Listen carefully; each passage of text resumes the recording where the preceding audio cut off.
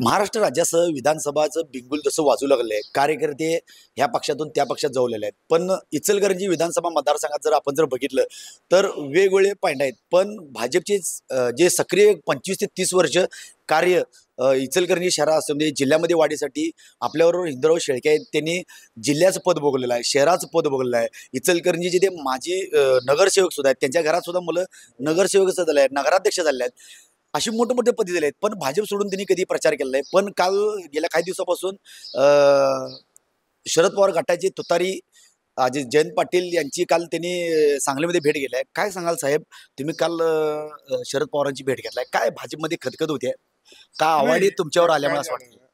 त्यात काय झालं, मला तिकडून फोन आला आणि फोन आल्यानंतर सांगितलं तुम्ही 5 मिनिटं भेटून द्या. मग मी एवढा विचार केला की एखाद्या एवढ्या मोठ्या माणसाचा फोन आल्यानंतर आपण भेटायला जाणं हे काय न गेलं तर ते काही चांगलं नाही आहे. त्यासाठी मी जाऊन भेटून आलो फक्त. तुमच्याकडे गेल्याच आठवड्यामध्ये अमित शहाच्या हस्ते पितापुत्रांचा आमदार आवडे पितापुत्रांचा पक्षप्रवेश झाला भाजपमध्ये. तुमच्या आणि आवड्यांचं पहिल्यापासूनच म्हणजे राजकीय युद्ध आहे. पण काय वाटतंय तुम्हाला भाजप डावलते असं वाटतंय?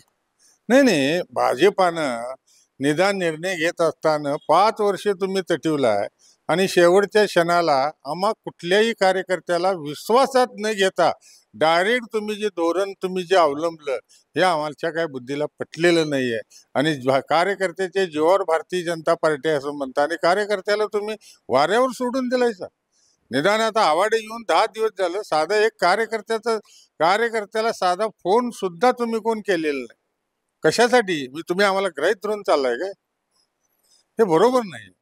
संघटनात्मक आम्ही त्यावेळेस सांगितलं संघटनात्मक दृष्ट्या आपण मागं जाऊ, संघटना मोडकळी लागली तरी सुद्धा तुम्ही आमचा विचार करत नाही.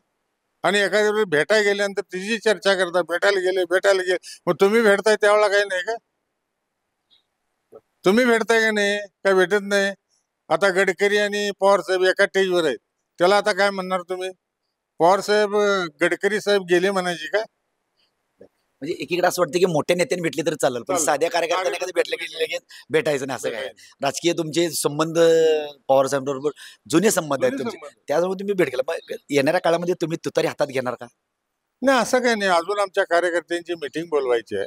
आम्ही मीटिंग मध्ये घेऊन सर्वांनी एकमुखाने निर्णय घेऊन त्यावेळेला आपण ठरवायचं. आणि जर पार्टी एवढं करून जर ऐकले नसेल तर मग जे काय करायला लागेल ते आपण करण्याची आपली तयारी आहे. आपल्यावर होते हिंदराव शेळके साहेबांनी सांगितले की कार्यकर्त्यांचा मेळावा घेऊन आपण जो काही निर्णय घेईल तो येणाऱ्या काळात घोषित करू. कॅमेरामन निखिल बिसे, मी साईनाथ जाधव, टीव्ही मराठी, इचलकरंजी.